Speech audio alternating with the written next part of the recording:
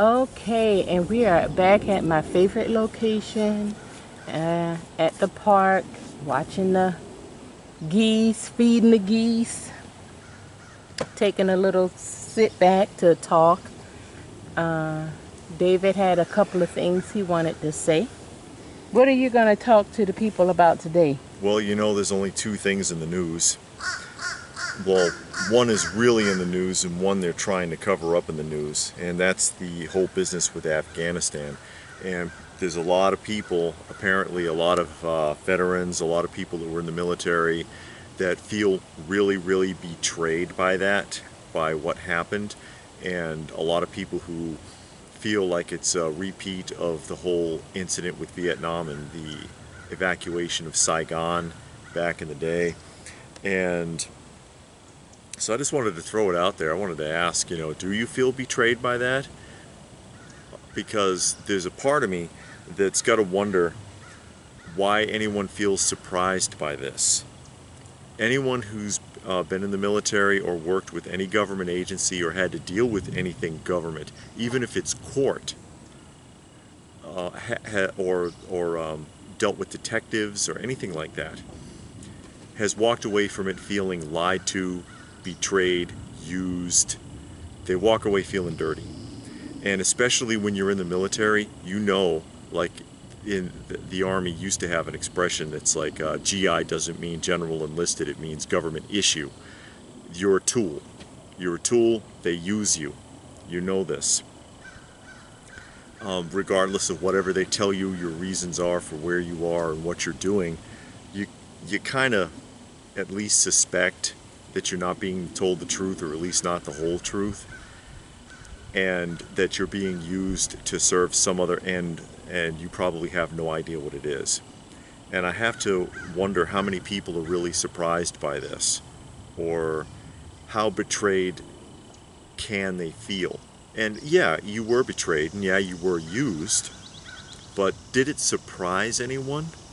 You know what I mean? Mm-hmm. I mean, they sent people over there, oh, we're doing this, and there's the whole big democracy lie. Oh, we're bringing democracy to the rest of the world, and we don't have it here. They never got it right here, but we're going to bring it to other countries that don't want it anyways, and look at us and say, well, damn, you can't get it right.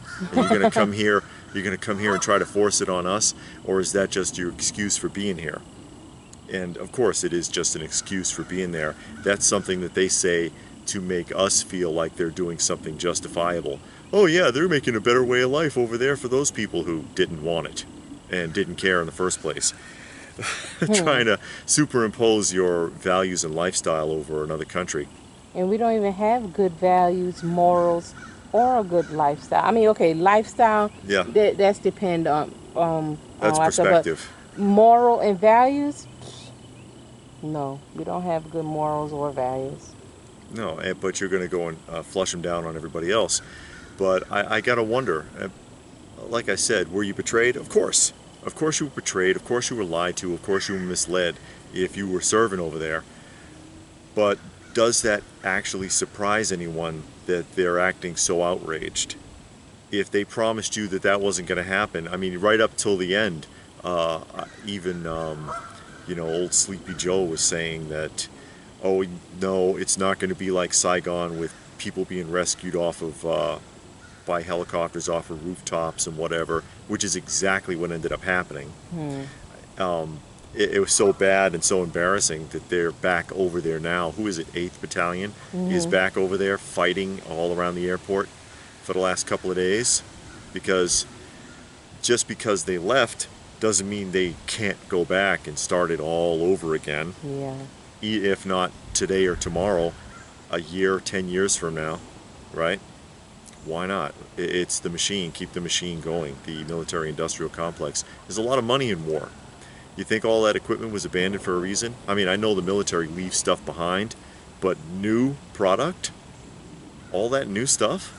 Weapons, Yeah. and they want to take yours from you. Yeah, and that's a good point. It's okay to abandon all that stuff over there and not decommission it at all, or as far as I know. But then over here, they don't want you to be armed. No. It's okay for the enemy to be armed, Yeah. but, you know, again, they probably plan on going back over and over. The enemy that you know want to kill you. Yeah, At least at home you're defending yourself. yeah. Most people are defending themselves when they're armed on home ground. Over there, I mean, we're training our children to be tolerant, and they're training their children to kill ours. Yeah. So, To be terrorists. with our equipment. Yeah. Our equipment and our weapons. But I just got to throw that out there. I mean, say, sure, I get it, you feel betrayed, but does that surprise anybody? Mm-hmm. Why is this such a big shock to everyone that this is how it went down, that it was going to be an embarrassing fiasco, that when they were talking about 20 years ago that, yeah, this is going to end up being like Vietnam, who didn't know that? Kind of who didn't know that? I mean, what do you think? How many tours you were in Vietnam? I almost said. We're not that how old. old am I? You were in Afghanistan. How many tours did you do? I did two. I did one in Iraq and one in Afghanistan. Okay. A year each. Okay. A year for each one, and then I got out after that.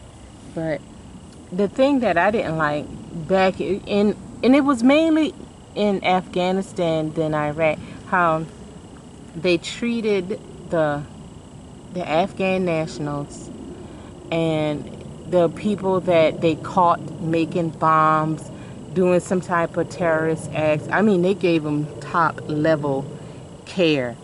We had the hospital because I was in the hospital. She was medical corps. Yeah, and the hospital in the where we held, it was supposed to be the soldier bay, you know, the sick bay where after you get hurt and you get treated or you were sick. That thing was full of Afghan nationals. And then they had to build a little room within that for soldiers. And it was only like one bed in there. I'm serious.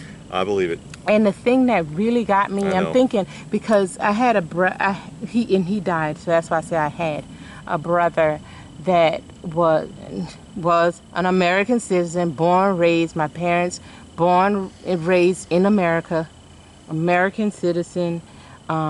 He was disabled from 6 months to the day he died at 34. He died at 34. And my mother and father struggled to get him services and benefits. They were able to get him benefits, but then, okay, he's a growing boy. He needed to get wheelchairs and braces and all kinds of stuff, and she had to fight tooth and nail to get new wheelchairs because he outgrew his wheelchair. And then you go there and they're giving you, medicines he needed, they wouldn't cover. Medicaid and Medicare wouldn't cover it. But over there, they're getting surgeries, heart surgeries, removing this, brain surgery, skin grafts, setting bones, all kinds of stuff. They had from injuries they got from us. Injuries they got Yeah. from us, or some of them blew themselves up trying to set a bomb, Yeah. IED, and you know, and they had this bucket. I remember this so well. They had this bucket. They were collecting can tops, and some, I don't know, it was a program. You collect the can tops, you turn it in to get wheelchairs for the Afghan. I threw it all out, and I'm dead serious. I threw it out in front of everybody. I saw it, and it had a sign on it what it was. I picked it up and I destroyed it and I threw it out. And the commander asked me, and I told him in front of everybody, my brother is an American citizen and my mama cannot get him a wheelchair, but you're going to give these Afghans a wheelchair? No, it ain't happening. Not while I'm here. That thing never showed up again. I'm dead serious. I am not lying about that. I'm not even exaggerating. Because I found that very offensive.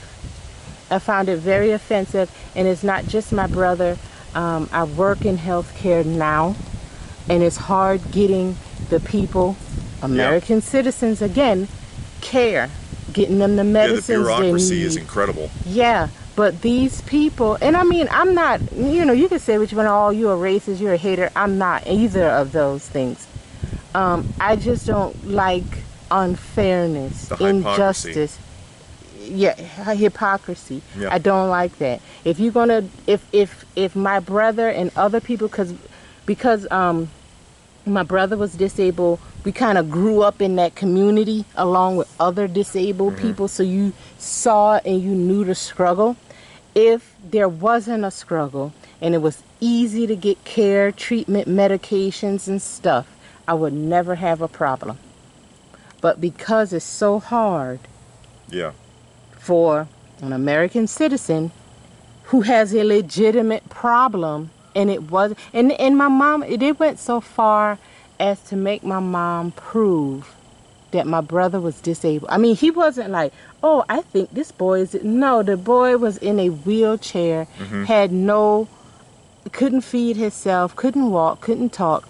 He was obviously disabled. They made her take a video, and this is back in the 80s when everybody didn't have video.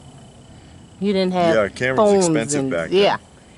And because the state didn't believe, and it's like, what do you mean? So we found somebody, and it was a guy in the neighborhood that had a video camera, and he came over and spent the day and videotaped my brother and all of the interactions, and just to get the disability benefits that he was entitled to. Yeah, but I know that's off track, but that's why, you know, I get pissed off. Yeah, I get that. I get pissed off about that. And then the whole 9/11, the whole thing that got everything jumped off.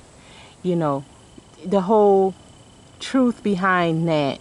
You know, I mean, I'm not gonna go down that road. Yeah, you can't say too much on ScrewTube anyways, because they'll block the video. But the whole nation, not just soldiers, the whole nation was betrayed with that. And that's all I'm going to say there.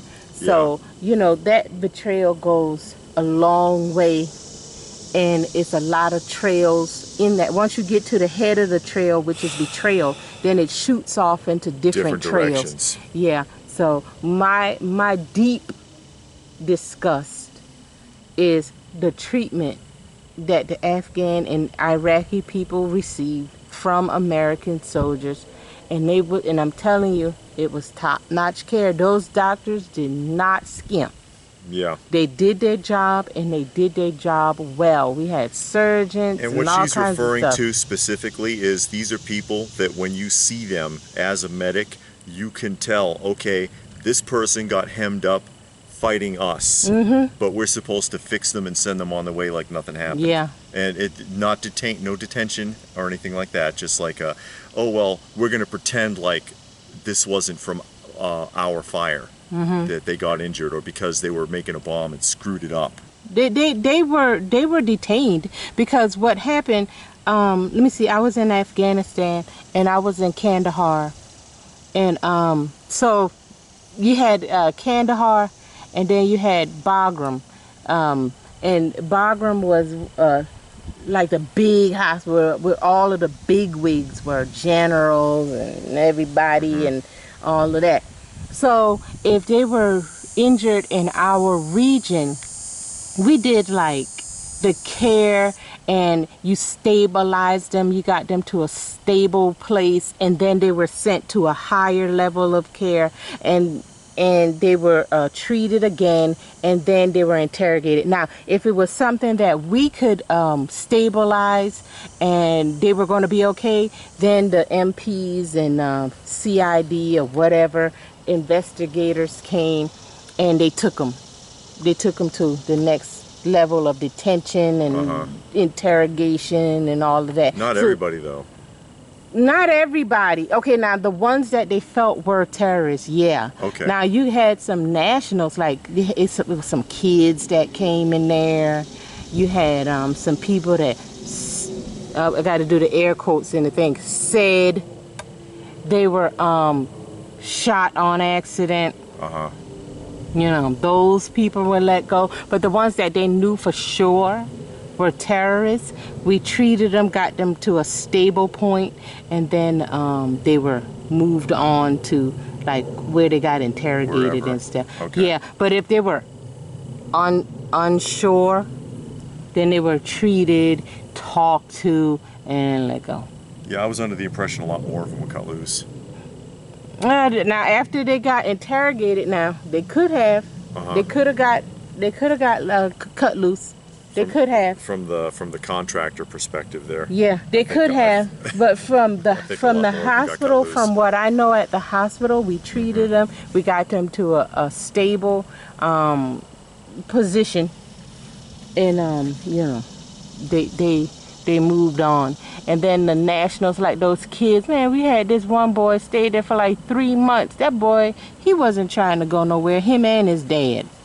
The dad stayed right there. That boy became an interpreter because he knew what was needed. So when another Afghan national came in and the doctor is trying to tell him to do this, he's interpreted because he knew he couldn't understand, but he knew what needed to be done. He telling the people they got their little set up. Dad sleeps on the floor next to son, and they eating well. We going to the chow hall getting them food. It's like, man, when are these people leaving? Why should they? Yeah, they're getting a free pass. I know. You staying in air condition, and they get all that, and we got to fight for it because the government's trying to buy them off. You know, they figure there's this impression in Western society, without understanding the difference between rational, logical, and analogical thought process, which is their type of thinking that you have in the Middle East and in Asia, that you can, if you do enough nice things for somebody, that they're going to come over to your side. But they don't see it that way. They just see it as an opportunity to take advantage. But yeah, that's a Western mentality to try to buy people off. What do you think your stimulus checks came from? yeah. It's just trying to buy people off, trying to pacify them. And you still don't get nowhere with trying to buy people off, because they'll say, oh yeah, I'm on your side, give me all my free stuff. Yeah. And then they're going to still do what they want to do. They're still going to do what they want to do, ultimately. Yeah. But so back to the original point. Yeah. I'm just wondering, hey, you know, those of you who served in the military, who actually were there and heard the stories and the propaganda and, you know, were told this, that, and God knows what, do you feel betrayed? And if you do, honestly, are you surprised by it? Are you surprised by the outcome? Are you surprised that you weren't told the whole truth or the truth at all in many circumstances? Just wondering, since so much of that is floating around right now, it is the big story. It should be the big story. We're like, from a political perspective, the laughing stock of the globe at this point. yeah. Although again, and I always put that out to people who are watching from other countries. Don't look at that as a reflection on the American people necessarily, because we have no control almost over what the government does. Vote or don't vote, it doesn't make the difference you think it does, or the difference they try to convince us that it does. They're in charge. There isn't too much that can be done about it. You know, you call your congressman. Good luck. Send them an email. Write up your petition. You know what happens to those petitions you sign? An intern puts it right in the shredder. Yeah. A paid intern whose job it is to make sure that your congressman is never disturbed with your bullshit. Oh, you got that phone number that they mail to you and they put on TV, and it's always a voicemail. Yeah, leave your message so that no one will hear it. Yeah. That's how it works here. So it's them. It's the elite that are making these decisions, but they make us all look bad. And just any thoughts about that, you know, feel free to post it in the comment section down below. Please do give the video a thumbs up if you get where we're coming from. Share it if you can. Probably the only way to get seen. ScrewTube hates this channel. Subscribe if you're new, all that good stuff. If you wanted to help the channel out, there were links for that down below. And anything else? No. Well, what more can I say but stay frosty, folks, and thanks for watching.